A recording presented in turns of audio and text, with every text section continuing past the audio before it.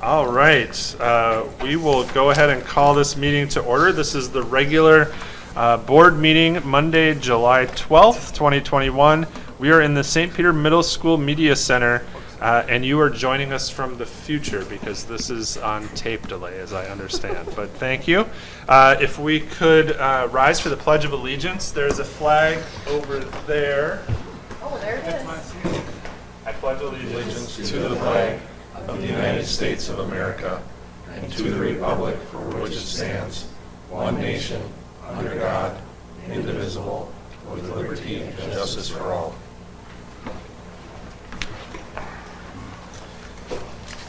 Is there a motion to adopt the agenda? So moved. Second. We have a motion and a second. All those in favor say aye. Aye. Motion carries unanimously. We did not receive any requests to speak to an agenda item from the members present. We'll move on to the approval of the consent agenda items. And if anybody would like to pull out an individual item or ask any questions, please do so. Chair Leonard, almost said Carlsruhe. Chair Leonard, I spoke with Tim, and the books are all in order. The bills are all in order. Excellent, thank you.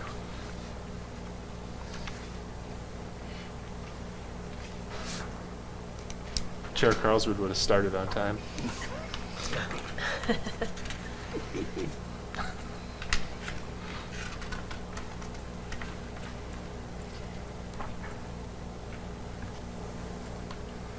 I'll make a motion to approve the consent agenda. So we have a motion. I'll second it. We have a motion and a second. I was hoping I could pull an agenda item off. Is it too late? I'll rescind my motion. Can discuss it. Yeah, we could just discuss it. Okay, I'd like to pull off I. The approval.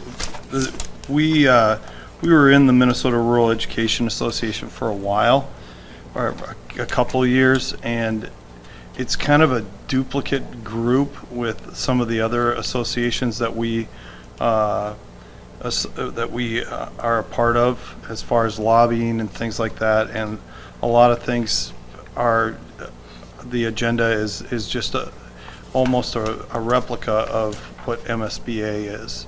And so I guess I'm curious why that's on there and why we're considering joining again. Yeah, this, I did speak to, can't remember which committee it was, shared programs committee about this prior to this. I had met with Bob, oh shoot, I lost his last name right now.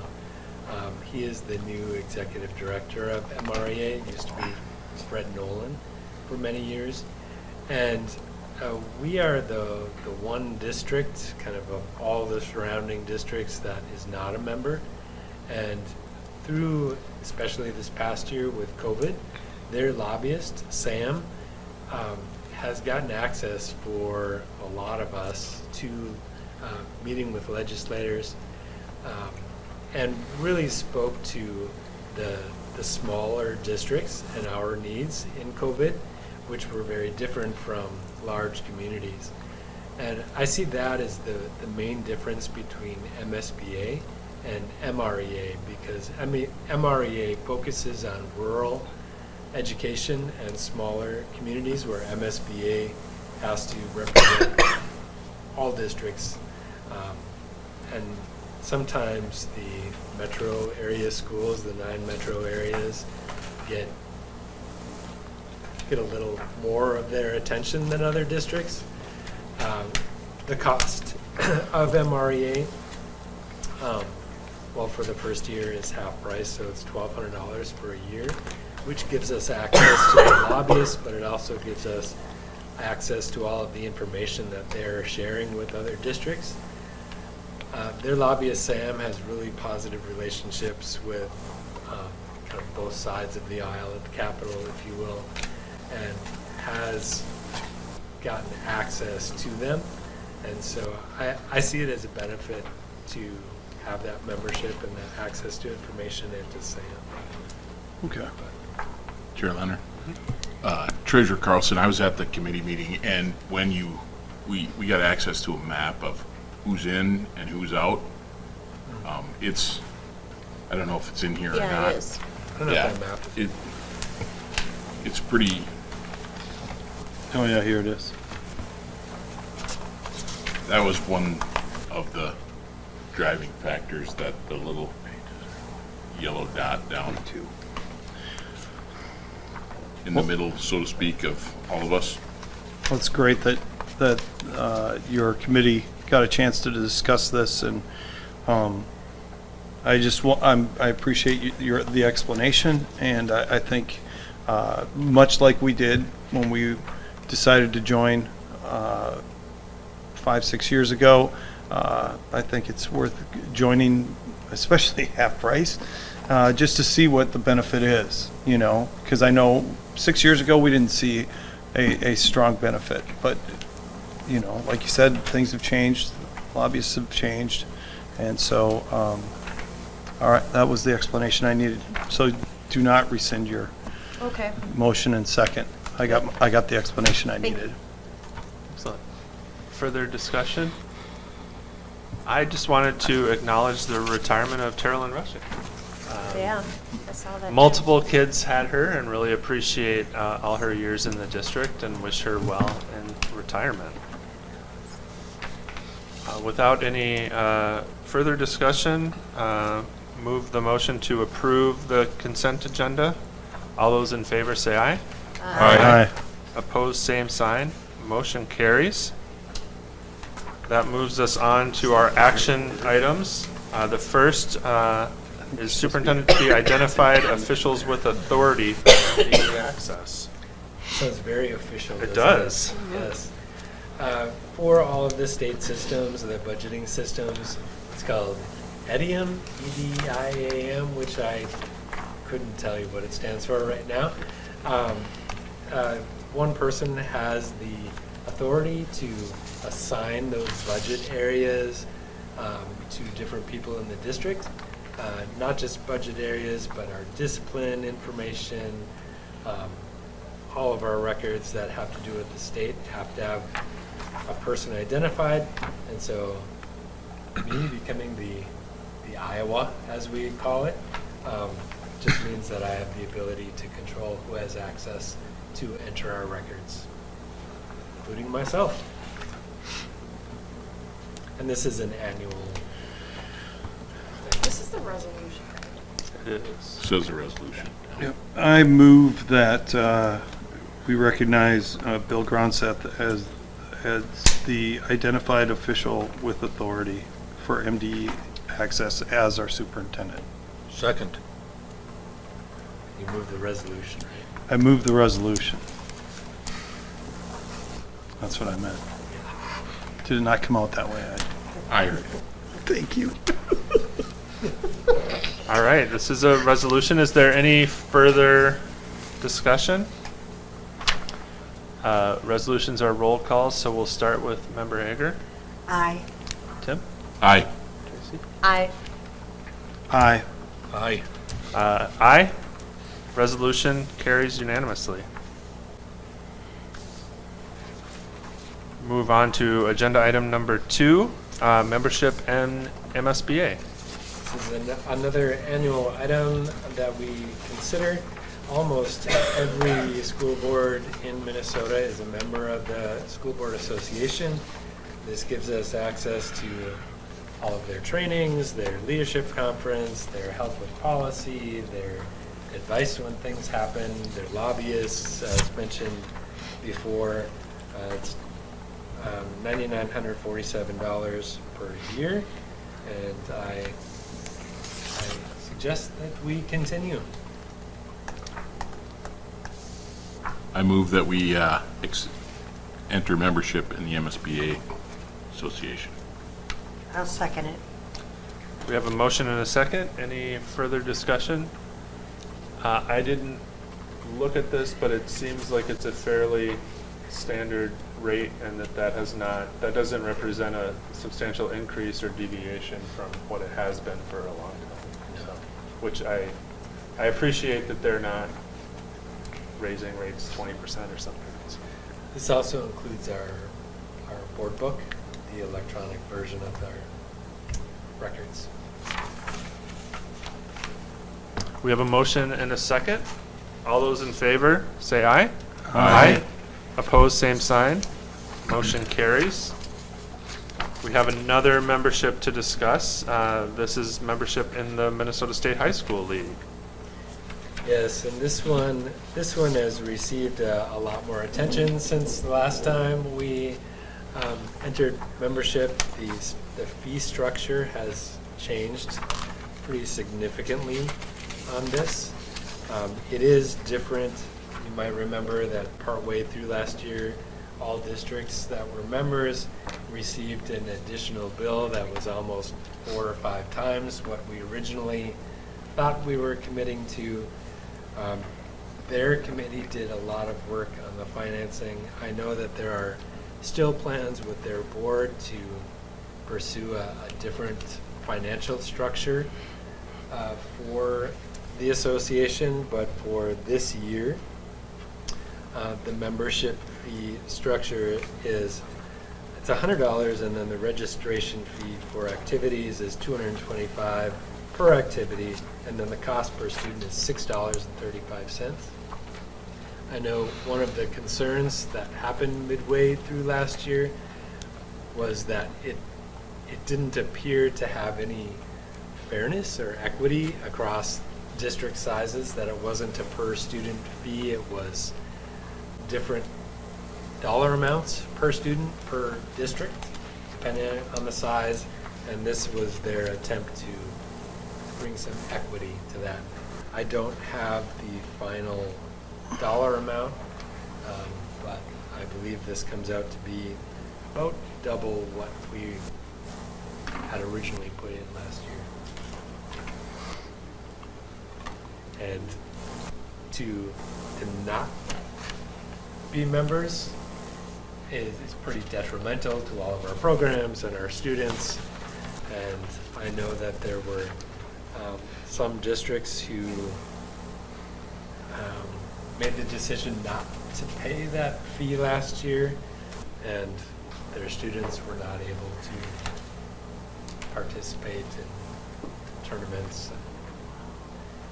and end of the year things. I have a question on that. From your description, it sounds like we're almost being held hostage. And that's a problem in my thought process. So, why does this group have so much power over what we do as a school? They're granted that power by the state. That's what I was going to say. It's a St. Paul problem. Yeah. It's a legislature and So we cannot participate in sports for our children, cannot compete in the sports activity unless we're members of this organization. And this is a mandated organization that the state mandates we're a part of it or we can't compete. Is that right? Am I understanding that correctly? We can't compete in a conference. I mean, you could do intramural, Yeah. but you So- wouldn't be part of the state tournaments or. Right. yeah. I mean, there's Shattuck. can't. Shattuck Correct. isn't a part of it. Right. They You play a can- national schedule, so And you can still play if teams want to play you, but it would be not part of. We can't play in the conference tournaments, and we can't play in the section tournaments, and we wanted to have. As my great-grandmother used to say at dinner time, you're not required to like it, you're just required to eat it.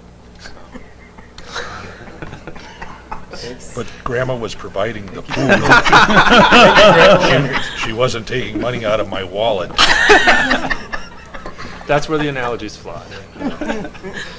And I know that last year the financial issues were because kids weren't in school, they weren't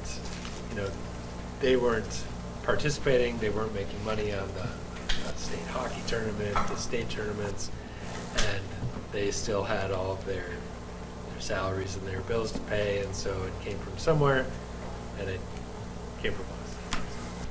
So then we would just hope that since they're going to play this coming year, that the price will go down again? Well, and I doubt it. yeah, part of the language of their funding is that they collect this, and that if there are funds that are left, it's supposed to come back to the member districts. And in the past, some of it has, but I'm not going to hold my breath on it, is I guess what I'm saying. So I just have a question, because I see my name is on there, and then I was like, oh. And then I think it's because I'm the MSHSL whatever. Yep. But so this advisory committee, how are these people determined? I mean, how did we determine? Is it just we pick people? They are, Not necessarily me, but like, and are there more than just those people on that advisory committee? Because right now it's, for the district, yes. okay. Shay here? Well, I'm just curious. I mean, I like Brian Odlin, but I'm just curious if it should be somebody that wasn't a coach and a teacher on there for a parent instead. No, Brian's not going to like me anymore, but I'm just curious. And maybe it's not a big deal. Maybe there's other people on there too, and he's just the only one listed. That's a good point. Yeah. John? From my history, I think that the names on there aren't as important as I think that hopefully we get those meetings going again, and maybe they went last year or I suppose not last year, but the previous year, where it's an advisory committee of probably 10 or 12. You were on it one year, right? I was on it 1 year. Yeah. Yeah. And that's the main group that, Okay. does AAA voting and stuff like that. You can see my name's on as a voting member, but I defer my vote to the athletic director. The athletic director registers my vote because Gotcha. I figure he knows more than I do. And I just ask him, and then it just takes a step out of there. Got it. Okay. So with this situation, I would think that that's Okay. the case as well. With the committee, it's just a name. Got it. I just wanted to make sure we were including more than just those 4 people. Yeah. Yeah, no, I mean, it is a bigger group than that. Okay. That must be maybe the minimum that you can have. I have no idea, but, Sounds good to me. because it's usually 12. What do you, normally 12? Can't remember, but yeah, 10, 10 to 12. something like that. Yeah, so. And I like Coach Odlin. I just want that on the record, so when he watches this back, I don't like him.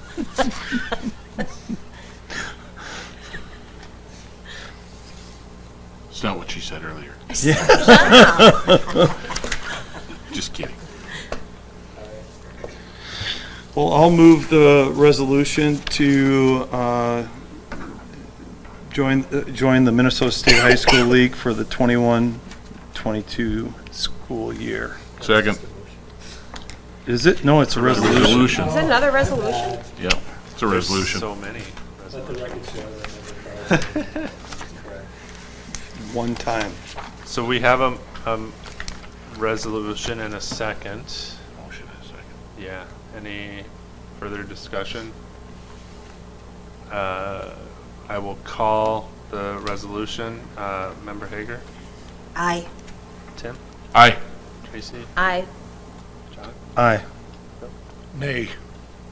Leonard, aye. Resolution carries.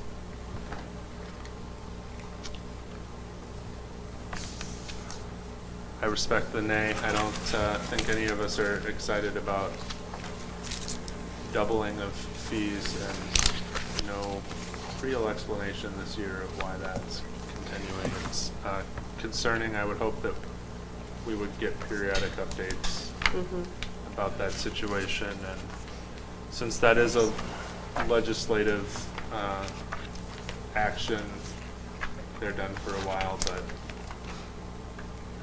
One of the items that the Superintendent Association worked on this year was getting a seat at the decision-making table with the high school league, and we were able to get a representative on the committee, so now that'll be an ongoing superintendent voice from our perspective, which is something that has been absent for a while. It's a unique group. I mean, how it falls within the structure of everything else. Superintendent Gronseth and I were on, I think there was two. We were on one together for sure, where they were just kind of explaining what's going on during the COVID, and it was underwhelming, their explanation. It seemed like the perfect time to furlough some people, and that wasn't going to happen. They didn't have things for people to do, and yet I think the best thing I learned is that his wordsmanship was exemplary, because he talked his way out of so many tough questions. I think everybody left that meeting disappointed. So hopefully the legislature, and now having a superintendent on the decision-making board, will make a difference going forward. Thank you. We'll move on to agenda item number 4, which is curriculum review. And for the benefit of those watching, we had a fairly robust discussion just a little while ago at our study session, which preceded this. So we don't need to necessarily duplicate that conversation again, but bring it before the board for vote this evening. I would just like to thank all of the staff. There's a very thorough program review process in place in the district, and just the depth of knowledge of our programs, our materials, and the recommendations that come out of our process are really appreciated and remarkable. With that, Does anyone have any further discussion? We looked at physical education, ag education, and career and tech ed. I was searching for the actual title. 5 different areas and not working. I'll make a motion that we accept the recommended changes in those areas of curriculum. I'll second it. We have a motion and a second. Further discussion? I think one of the reasons why this is an area of we have lots of areas that are flourishing, but you really need champions in each of the areas to be focused on how do we make this better constantly, from raising funds, doing a car rally. I don't know if that, remember that 2 years ago. And I mean, I just think I want to compliment the principals in the hiring process, because we've got some very good people in the right seats that are making those programs go.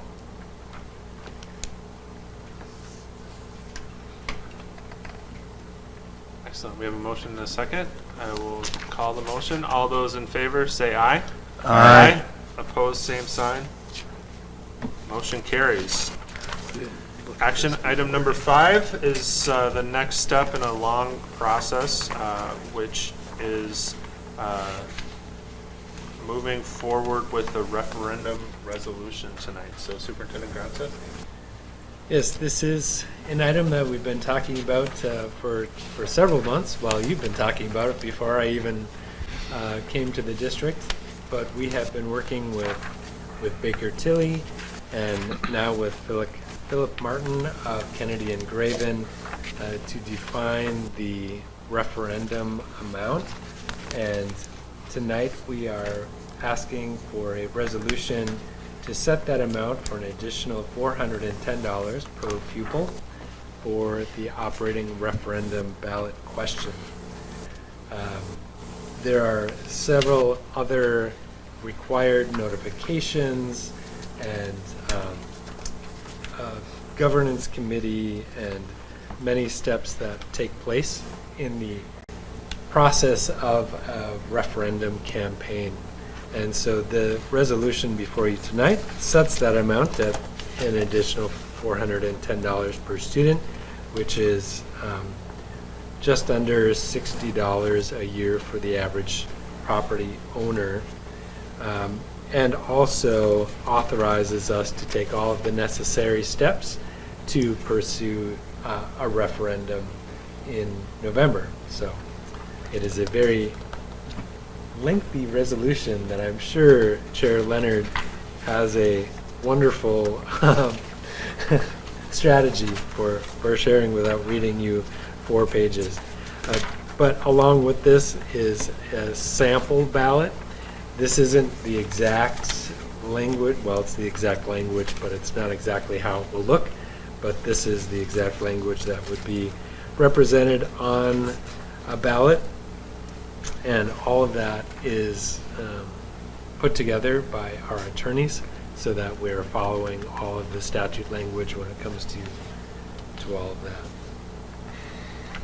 And I think, to be clear, the reason why this is coming up this year is we have a levy that's falling off. If Right. you want to speak to that a little bit, just because it's not really 410 that we're, go ahead, I'll let you speak, sorry.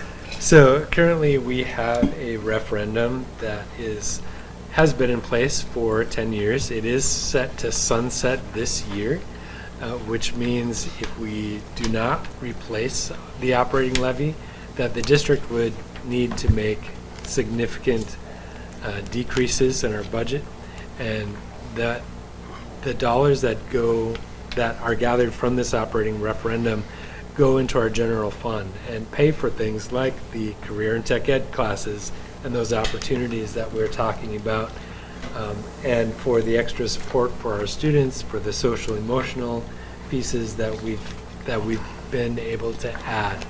So it's really important that we continue this funding. We also know that our needs are increasing, our costs are increasing, but our revenues are not increasing at the same rate.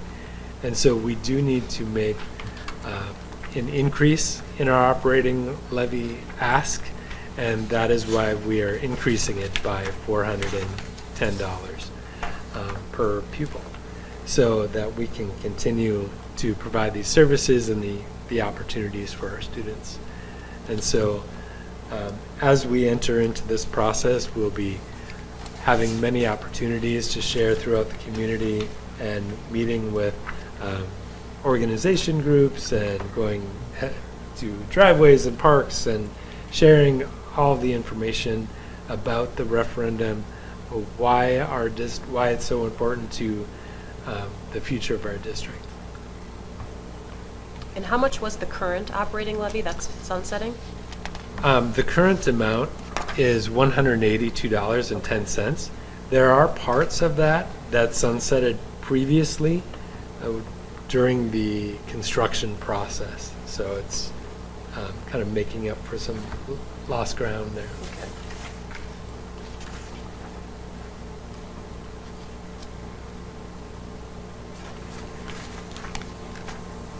And that is just the operating referendum piece. Yes. So I will read the resolution, not in its entirety, because it is 7 pages long. Come on, Ben. But I will read what I feel are the most relevant parts. I welcome any additional questions. I encourage the public to get a copy of the full resolution if they care to see it, and that will be reflected in the minutes from this as well. So I'll go ahead and start. A resolution relating to increasing the general education revenue of the school district by approving a new referendum revenue authorization and calling an election thereon. Be it resolved by the School Board of Independent School District number 508, State of Minnesota as follows. The board hereby determines and declares that it is necessary and expedient for the school district to increase its general education revenue by $410 per adjusted pupil unit. As provided by law, the ballot question must abbreviate the term per adjusted pupil unit as per pupil. The additional revenue will be used to finance school operations, and the property tax portion thereof will require an estimated referendum tax rate of approximately 0.07194% of the referendum market value of the school district for taxable payable in 2022, the first year it is to be levied. The proposed referendum revenue authorization would be applicable for 10 years unless otherwise revoked or reduced as provided by law. The question on the approval of this referendum revenue authorization shall be School District Question 1 on the school district ballot at the special education held to approve said authorization. The ballot question specified above shall be submitted to qualified voters of the school district at a special election which is hereby called and directed to be held on Tuesday, November 2nd, 2021, between the hours of 7 o'clock a.m. and 8 o'clock p.m. Pursuant to State Minnesota Statutes, Section 205A.11, the school district polling places are combined polling places, and the precincts served by the polling places and the combined polling places as previously established and designated by the school board resolution adopted November 16, 2020, and for elections held in 2021 is hereby designated for the special election. The clerk is hereby authorized and directed to cause written notice of said special election and to be given to the county auditor of each county in which the school district is located, in whole or in part, and to the Commissioner of Education at least 74 days prior to the date of said election. The clerk is hereby authorized and directed to cause notice of said special election to be posted at administrative offices of the school district at least 10 days before the date of said special election. The clerk is hereby authorized and directed to cause a sample ballot to be posted at the administrative offices of the school district at least 4 days before the date of said special election, and to cause 2 sample ballots to be posted in polling places and combined polling places on election day. The sample ballots shall not be printed on the same color paper as the official ballot. The clerk is hereby authorized and directed to cause notice of said special election to be published in the official newspaper of the school district for 2 consecutive weeks, with the last publication being at least 1 week before the date of said election. Notice of election so posted and published shall state each question to be submitted to the voters and set forth in the form of a ballot below, and shall include information concerning each established precinct, polling place, and combined polling place. The clerk is hereby authorized and directed to cause the rules and instructions for the use of optical scan voting system to be posted in the polling places and combined polling places on election day. The clerk is authorized and directed to acquire and distribute such election materials as may be necessary for the proper conduct of this special election. The clerk is further authorized and directed to cause ballots to be prepared and used at said election and follow all applicable laws. I think the gist of this is that we are going out for a referendum, and that special election date is the normal election date that elections will be held, and your polling places are the same as outlined earlier. And I've lived in St. Peter since 2013, and I think the same, or 2004, sorry, and it's the same places that I've always voted. So it should be fairly straightforward. Yeah, and we will be sharing much more information. This is really an important step in this process of setting the dollar amount for the referendum ask, so that we can begin to produce a lot of information and share that information with people throughout the community. Absolutely. Any questions? Anyone want to move the resolution? I make a motion to approve the resolution as read by Thank you. Chair Leonard. I can do it again. We have a motion and a second. This is a referendum. I have a discussion question. Excellent. Because we'll also be electing school board members that day as well. Does that need to be done or approved, or is that just something does that have to come before us or is the window big enough that we could do it at the next meeting, or? We did that in the June meeting. Oh, we did? Oh, I do remember doing that. sorry. It's hard. No, There's a that's lot all going right. on. It's okay. Superintendent Gronseth, to put you on the spot, since we're talking about, do you remember the filing dates? July 27th through, yep, through 7/23 through The 20 August August. 10th-ish? 10th-ish, yeah. Yeah, so if you are interested in filing, that would be the time to do so. And if you're looking for the specific date, I highly encourage you to reach out to the district office ahead of time so you don't miss that, because there's no turning in late homework when you file for office. So you have to hit those dates, and it's a $2 filing fee. Yeah, we did that in June because this meeting wasn't far enough in advance of the filing date. Okay. And we have like notice for the election and like papers and stuff. Isn't there like requirements that, okay. Yep. 2 weeks. Okay. Any further discussion? I will call the resolution. Vicky? I, Tim? Aye. Tracy? Aye. John? Aye. Bill? Aye. Leonard? Aye. Resolution carries.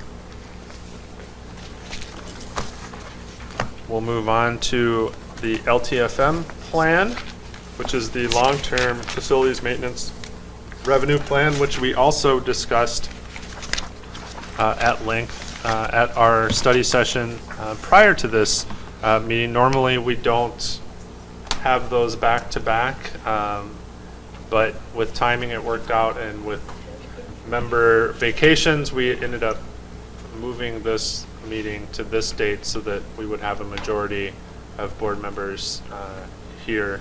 Well, we would have had a majority anyway, but the most board members we could have at a meeting because we had some important action items tonight. So I don't want to short shrift that discussion here, but I just wanted to acknowledge that we had a lengthy discussion. Yes, well, as we said earlier, this is an annual report or an annual resolution of the school board. It is how we plan to use long-term facilities maintenance dollars for the next 10 years. And the closer that time period, the more sure we are of that plan. So within next year and the year after, we're pretty clear about those plans and have started developing all of the paperwork that we need to do that. The farther out you get in that 10-year plan, the less sure we are, because things happen. And just like in our homes, when needs come up, we need to address them and sometimes have to adjust that 10-year plan. And so Mr. Regner is here to answer any questions that you might have and to give us some highlights of Mark, do you want to the next 10 years. We did go over it at length earlier tonight, but I'll kind of get the highlights in, and then Mark can help me with some of the expenses, particularly for the buildings and grounds parts of it. You should have in your packet about 6 pages. The first couple are the expense parts of it, and pages 3, 4, and 5 are the revenue component of it. I'll maybe just start with pages 3, 4, and 5. Again, that's the revenue component of the LTFM, and we get approximately $380 per student, or depending upon our enrollment, $900,000, a little over $900,000 annually, which is split between levy and aid. We get, due to our mix of enrollment and property, we get a little bit over half of that in aid, which is really good. So we don't have to have as high a property taxes. And then the expense side, this program started about 5 or 6 years ago, at which time we needed to fix one of the roofs. So they allow you, because you have big projects like that, they allow you some years to go negative. So we went negative originally, and we were probably $900,000. I don't remember what it was, but there for a couple of years we were about $900,000 negative. We've kind of worked that down because we've spent less in expenses than in revenue over the last couple of years. This last year, due to COVID and a couple other projects not happening. We're going to drop the negative down to probably $200,000 to $300,000 in the next couple of years, and I'll let Mark talk about this in a little bit. We've got a couple other projects that are coming up, so the balance will be probably $400,000 or $500,000 negative before the plan is to start working that back down again. And then also probably years 9 and 10. It's a 10-year plan, and things change a lot, and we it's pretty much a dynamic thing, and we're pretty sure years 3, 4 are pretty close. But 9 and 10, we're probably going to need a new roof on one of the buildings, which is probably going to be another $900,000. So the goal is kind of in years 4, 5, and 6 there to build up a little bit so we don't go so far negative in those years. It covers a lot of different programs. It was a great program when the state initiated it a half a dozen years ago, because we really didn't have a mechanism. I think the top 25 schools in the state got funding on this automatically. The rest of the schools did not, and this really fills a hole in some of our maintenance needs for the different 4 buildings or 5 buildings that we have. So it's been a good program. Like I said, the revenues are $900,000, and on the outlines, the spending goes up and down. And Mark, maybe if you want to just allude to a couple of the newer projects, they're not really newer projects, but they're added to the list this year in years 2 through 4, and then 9 and 10. Sure. So we had a 4-year plan 2 years ago. We set up, a year and a half ago prior to COVID. And some of those projects, like phases 2, 3, and 4 of replacing the ceilings and lights at the middle school, weren't ever placed on a budget. So now those were added into the LTFM budget. So that's part of the increase over the next 3 fiscal years. Also, the parking lot for the early childhood and district office is in need of replacement, and that was not in a budget item somewhere, and it fits into LTFM. So that's the reason for the big increases in fiscal year 22, not as much of an increase in the following fiscal years. The third item that added to LTFM, which brought our dollar value up, is with the capital projects levy. We put a lot of plumbing expenses into the capital project levy every year. We just knew there were, especially in this building, North Elementary has a fair amount of plumbing repairs.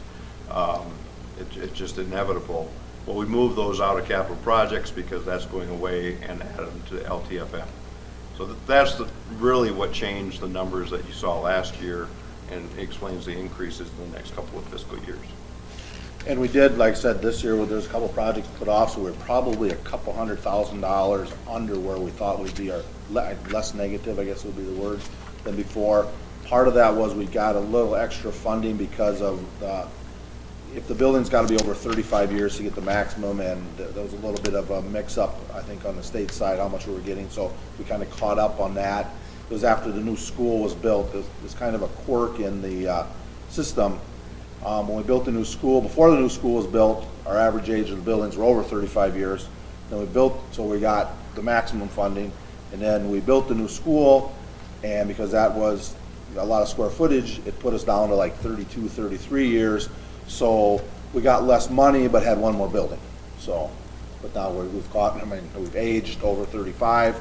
So, but that was kind of a little bit of a quirk in the law, and how it worked for us. So. I had a question I didn't ask the study session, but I think we've had board discussions about this in the past, but a lot of districts, build schools at different times, and if you look at our middle school and south and north were built at different times, but we had a pretty catastrophic tornado, which set us kind of at every building at 0, and we did receive new roofs and things as part of the insurance settlements from that, but it also has set our district on a pattern of every roof comes due at the same time. Is that accurate to say, and is that part of the reason that sometimes we're spending ahead, just because all of our needs happen at once because of that? Well, actually, a couple of our roofs were able to be repaired. The former high school, now the middle school, needed that roof repaired. But north was a partial, south. So we are on different schedules. Okay, and those are spread out pretty well.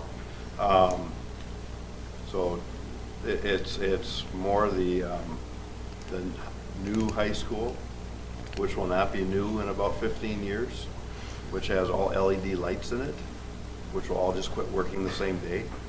So In the summer. Yeah. So that's what's going to come up in fiscal year 30, 31. When do we just start replacing out what's working? But if we wait until they're all out, then we're going to have a big lump sum, because the parking lots will come due, the lights will come due, those roofs will wear out too.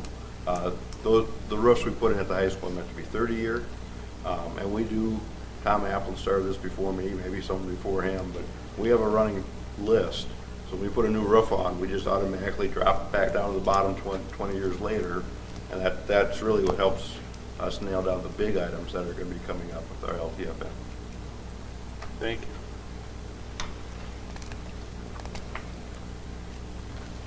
Any other questions?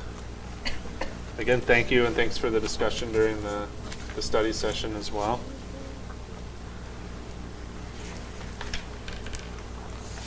This is a resolution as well.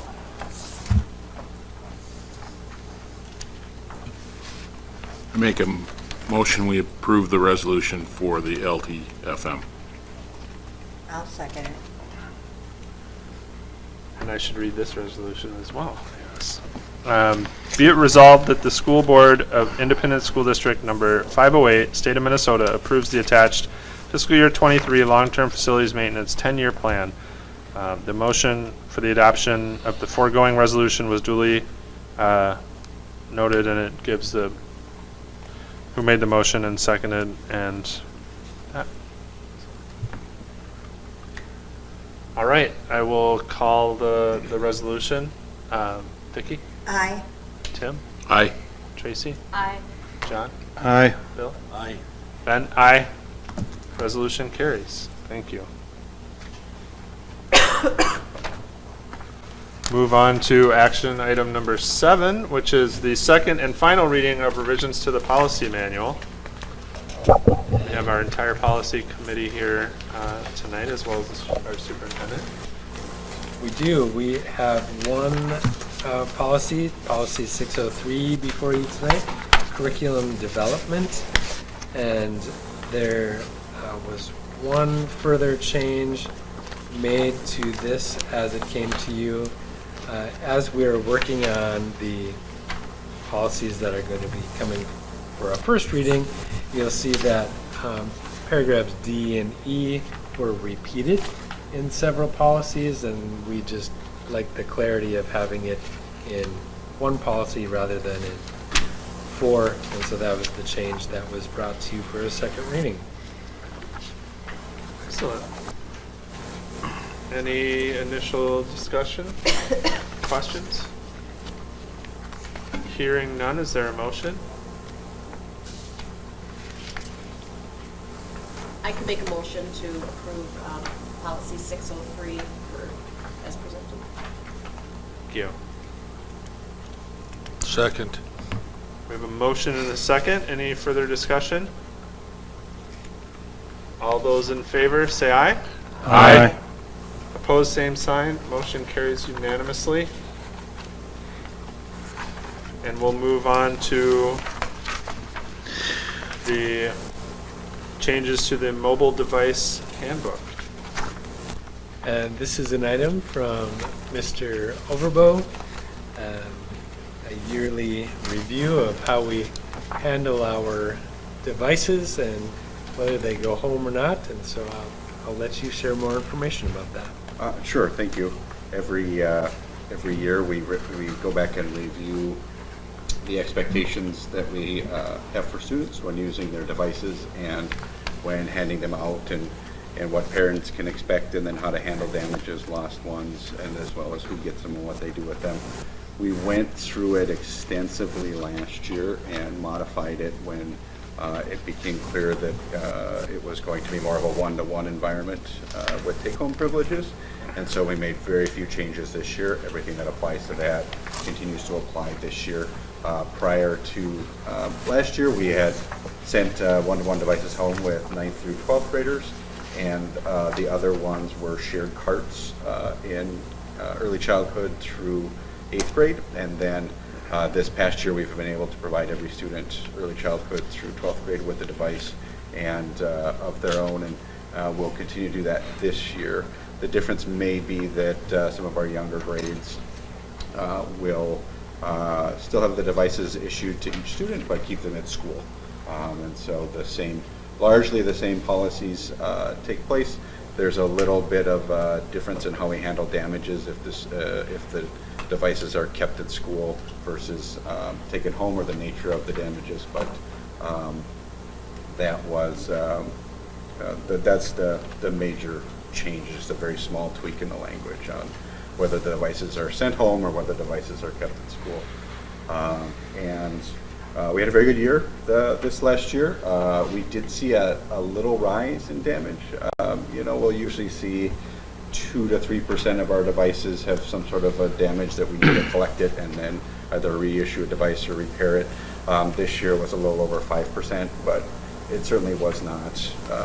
It wasn't bad by any means, and so we were able to handle that, and most of the repairs we handle in-house and support all of our students. But I think we found that even in some other instances where we've seen more damage, once a student has the device that's their own, they take better care of it.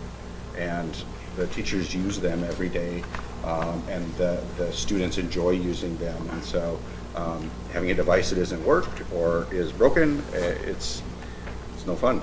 So they have that incentive as well to take care of their devices. So our families do a very good job of taking care of them, and so that's and then we do this handbook a little bit early than the regular student ones, just so we can start pushing the information out as families get ready for the fall. Can I ask a question? Yeah. So which, do we have iPads like at the elementary level?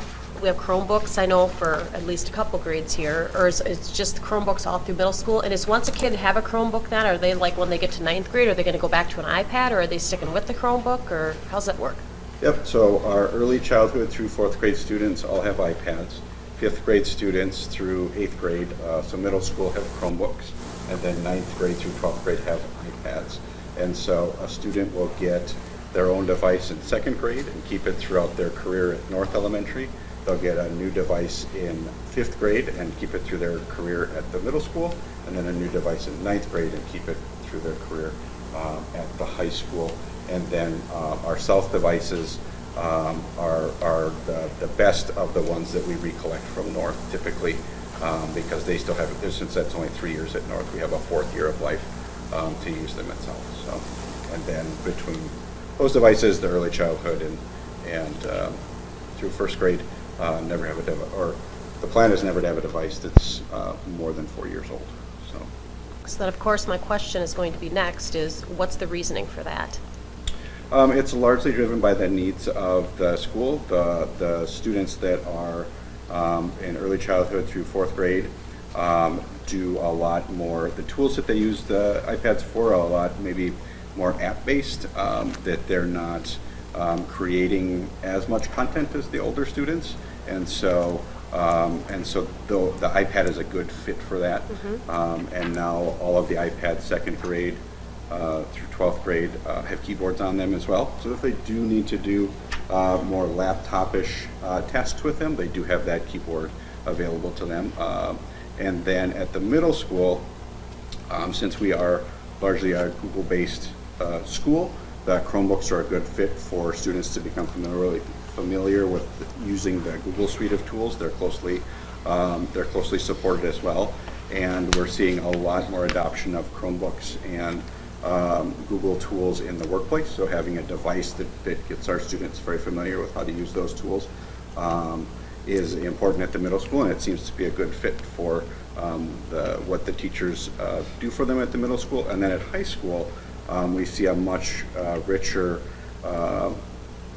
environment of content creation, that we have classes where they're creating videos, where they're creating different podcasts, where they're creating the things that we think of, the reports and the research papers and things like that, but they're also creating all of this other digital content, that the iPad as a device is a better fit for videos, editing, and producing those as well. And so we did 2 years ago go through the buildings and with teachers and kind of revisit the devices that we had at each building, and found that what we had was a good fit for what they want to do. And so I think with their intense usage this last year, coming up at the end of this year, next year, we'll probably do another review every 3 to 4 years. We just want to go back and check to make sure what we're issuing is a good match for what teachers want to do. It's interesting, that it flops around, but I have a question. So, since every student has their own computer or whatever, is there any more computer labs? I mean, do the kids still use the computers at the school? We do have a handful. We in the shift issuing students their own devices, we have reduced those. There are Okay. fewer of those, Okay. but there is still a need. Especially, we have one here at the middle school, and then we have 2 at the high school. One is a PC lab for business. Okay. That the business classes focus on some software tools that just better fit on a PC. And then we have a project lead. We also have a project lead the way lab here at the middle school, and a project lead the way lab at the high school that has higher performing PCs for CAD and sort of engineering, 3D design sort of work as well. And so we have those 2 labs. We have some iMacs at the high school in 2 different spaces for content creation for the video classes and for the art classes as well. And then if we do have devices that students have used but they still seem to be functioning, we do also issue carts full of devices back if they're still good to teachers as well. I know not this year, but the year before, the music program here at the middle school wanted a cart of iPads. We have those available, so we set them up for them to use as well. And so, yep, so it's changing. We try to meet the needs and aren't stuck in one. Well, I'm wondering how that is going to affect the policy, because we're going to I know we're coming up to the policy for the, how they're going to use the computers and stuff now that they all have their individual ones. It's going to be interesting that after we read that to see how it all complies, so. Yeah. Okay. Well, to kind of piggyback a little bit on why are keyboards standard with the iPads that they receive? I mean, because it seems like there's a lot more typing, and while kids can figure it out on an iPad, it's much easier having a keyboard, I would think, if I have to write a paper, than it would be to be typing actually on the device that I'm reading what I'm typing. Yep, all of the iPads at the high school and all of the iPads at North have an integrated keyboard. So a separate, sort of almost, not quite like this, but much just better. but something keyboard like that? Yep. Okay. And so all of our high school students and the students in North have that. All right. With their iPads, yes. Do the middle school, does that have that as well? Yep, the Chromebooks are more like a laptop, and so they have the keyboard with them. Yep.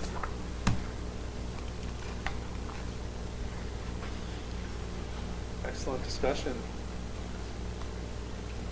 Anyone want to make a motion? I'll make a motion to approve the 2020-2021 mobile device handbook. Should that say 2021? The changes too? Yeah. See how sharp I am still? That's the motion I'm going to make then. Excellent. We have a motion and a second. Further discussion? Calling the motion. All those in favor, say aye. Aye. Opposed, same sign. Motion carries. That is the end of our action items for the evening, and we will move on to our one and only information item, which is the first reading of policies. There are 3 policies coming to you, all based on the same topic, or a stream of topics. Policy 601 is school district curriculum and instructional goals. Much of what you see is based on world's best workforce legislation, and the policies are designed to keep us on track to be aligned with world's best workforce. 604 is instructional curriculum, regarding the district's curriculum, how it's going to be chosen and what it should provide for students. And then policy 618, assessment of student achievement, which is also aligned with world's best workforce and keeping us in alignment with state and national requirements regarding assessment. In addition to the policy committee meeting, I had a meeting with principals to have an initial discussion regarding these three policies as well, and they too will be reviewing them to make sure that these are in alignment with what we are doing as a district and what we would like to see. So they will be helping us to review those, and will get us some feedback before the next meeting of the policy committee and therefore the next board meeting as well. I have a question about in the policy where we talk about reading level by grade 3 and there'll be an intervention. Just because I've been hearing a little chitter chatter out on the streets about reading and our kids. So like if a kid isn't reading to whatever our standard, I'm guessing how we assess them, there is intervention that's happening by grade 3. Absolutely. Okay, I'd And like to talk about that. we, as part of our assessment suite as a district, we do use, and you hear about MCAs, those are the scores that are in the newspaper and that the state uses. We also use FastBridge data, which is more local. It's several times a year, and it's ongoing basis of feedback on where students are. And it's really that kind of data that our teachers are using on an ongoing basis to see where students are and to see when they need intervention. And that information is shared with parents as well, letting them know where their student is within skills and reading and math. And then there's also, conferences and report cards and all of that too. But it is an important piece of partnering with our families to make sure that our students are getting the skills that they need. And there is special legislation around reading levels. World's Best Workforce tells us reading well by grade 3 is the language that is used. Every school district is required to have a read well by grade 3 plan, which starts in preschool and goes all the way through 3rd grade. That really lays out how we teach reading and how we react when students are falling behind grade level.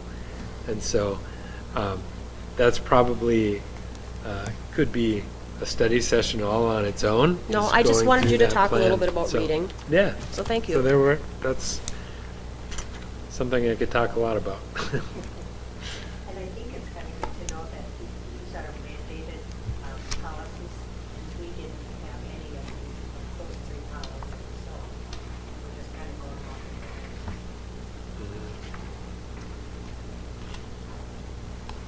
So I think that answers my question. That I had earlier, and then thinking something else. Most of this stuff is just language things, not really a change in our actual policy.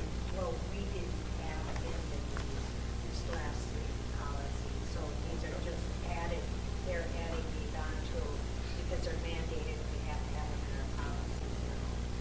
My opinion, they were in the policy, most of it was, it just was mixed, garbled in. Yeah. Just kind of cleans it up. Pulling it out, and it's, based on statutes. and it's,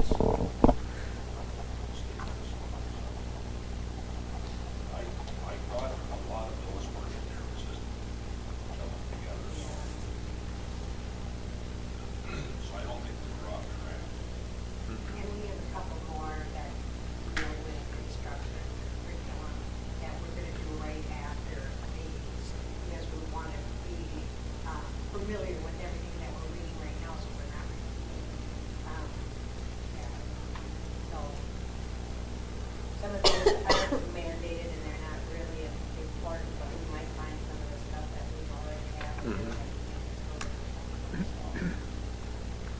Yeah, thank you. If there are questions or comments on those policies, please get those to the policy committee or Superintendent Gronstadt.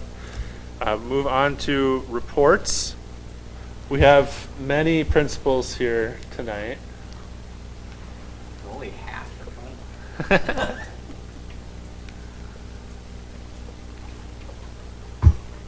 I will get started. Greetings from Phones early on. childhood, Those- South and North Elementary.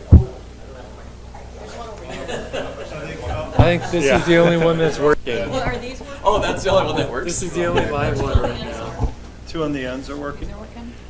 Okay, we'll pass that one around. These chairs get sticky. Great song. I know, so these look really nice. They look official. I'll just talk into this one. Finally a DJ. Well, greetings from early childhood, south and north, where it seems like all the programs are going on at north right now. We have quite the hopping building. Usually at the elementary levels, it's pretty quiet in the summer, but for the last handful of summers when we're planning around pandemics, we've had south students have been coming over to north for extended school year and targeted services. So at any given time right now, there's about 300 students at north, which is really unlike how it usually is. And I think it's great. Our custodial staff hustled. They brought over the south custodial staff and got all the rooms cleaned out before even summer school started. So besides the waxing of the floor, like north is almost ready to roll for the fall. But number-wise, we're sitting usually at around about 200 students in kindergarten through fourth grade targeted services, which we coined. That's our Summer Stars Academy program. And that's, I believe it's almost double what we usually have, like right around there, which is great. And then extended school year, our students that have IEPs, and those students are on that same schedule. So it's about 5 weeks of time, Monday through Thursday. I believe there are around 30 to 40 students partaking in that kindergarten through fourth grade. Early childhood also has summer school programming going. That's 3 weeks, and they have their last week next week. And so that's exciting. A lot of students doing some summer learning. And I've talked to some of my colleagues, some of the principals around the area who are also doing summer programming, and they had a lot of challenge in finding staffing because they started, I mean, almost like directly right after the school year. And we took a little break and started right at the end of June. And I mean, just at the kindergarten through fourth grade level, including special ed, we have 14 teachers like doing it, plus another 20, about 20 paraprofessionals. So that's, I mean, just hats off to our staff for, working so hard this last year and then being willing to come in during the summer months to pick up and support all those kids. So that's really phenomenal. Food distribution's going on as well. Looks like we're handing out about 700 meals, it's like 5-day packs, about 700 meals each Wednesday. And that comes to about 7,000 to date for the summer meal program, which is pretty awesome. And that includes like Saints OT, which is going overtime, which is going on at North as well. And then, what am I missing? Oh, obviously the summer program. So another cool thing, North is like, it's almost like an all day long. We're able to get the rec department to come a few days a week to do activities in the afternoon. So kids show up for morning summer school, 8 to noon, and then kind of hang out for the afternoon and do some recreation stuff. And they've been out on the grass or they've come into the gym on some inclement weather days. So it's hopping. It's a good time. Also, Sarah reminds me that starting a question that's popping on some parents' minds. When will we find out our child's homeroom teacher?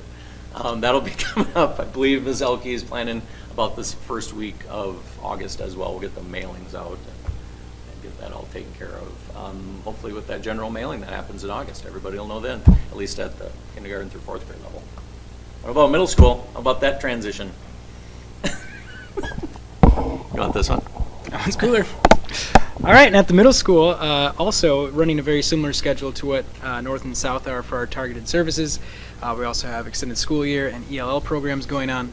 Our numbers aren't that high, but we're very excited about our numbers. We have about 60 kids in attendance every day, which is double what we typically have. So super excited.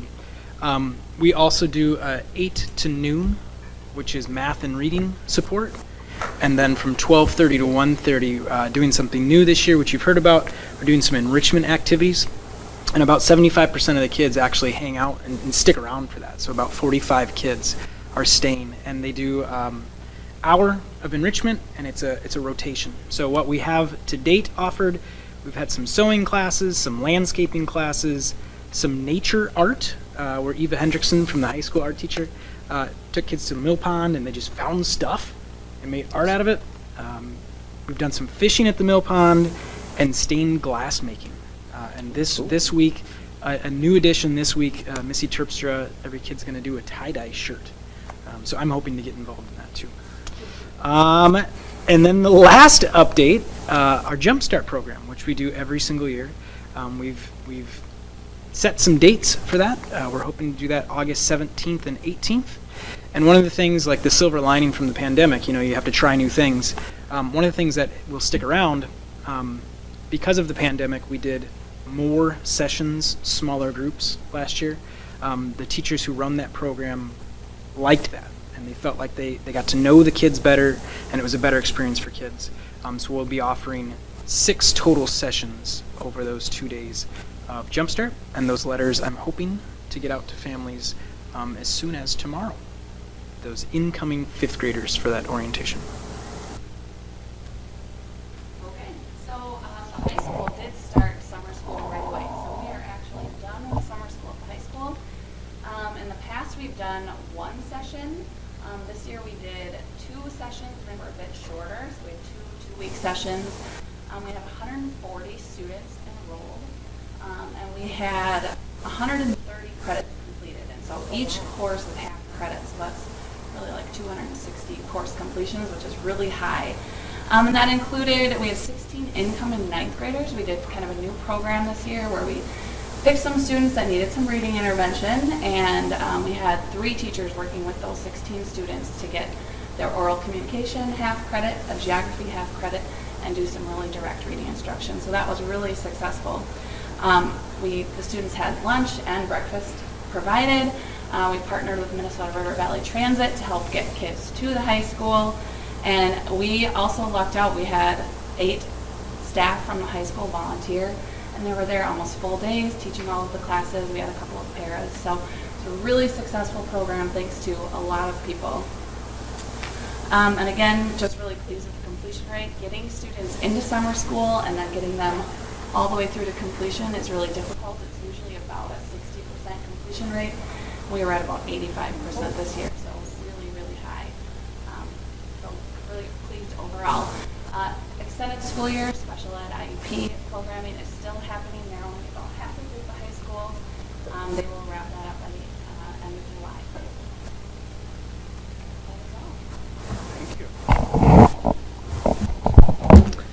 Thank you. Thank you. Superintendent Gronson. Yes, as the principals mentioned, our schools are very busy.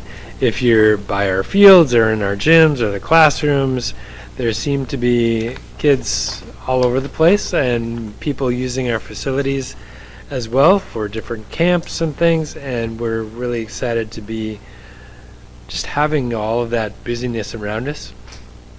At the same time, I want to thank our maintenance and facilities staff for working around all of this activity and still getting us ready for school in the fall, and just their flexibility with getting things changed back to pre-COVID arrangements, and on top of all of the usual summer things that are on their to-do list.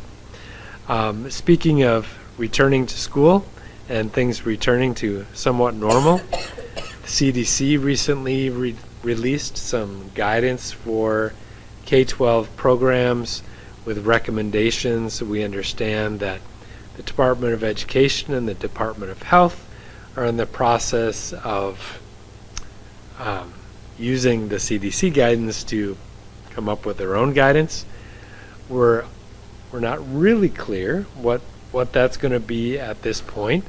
To this point, they've said that things are recommendations, But we will continue to monitor their guidance and make sure that we share that as soon as we know more. Right now, they're saying that it is recommended that people who are not vaccinated, which is everyone under 12, wear a mask, but that is a recommendation and not a requirement at this point.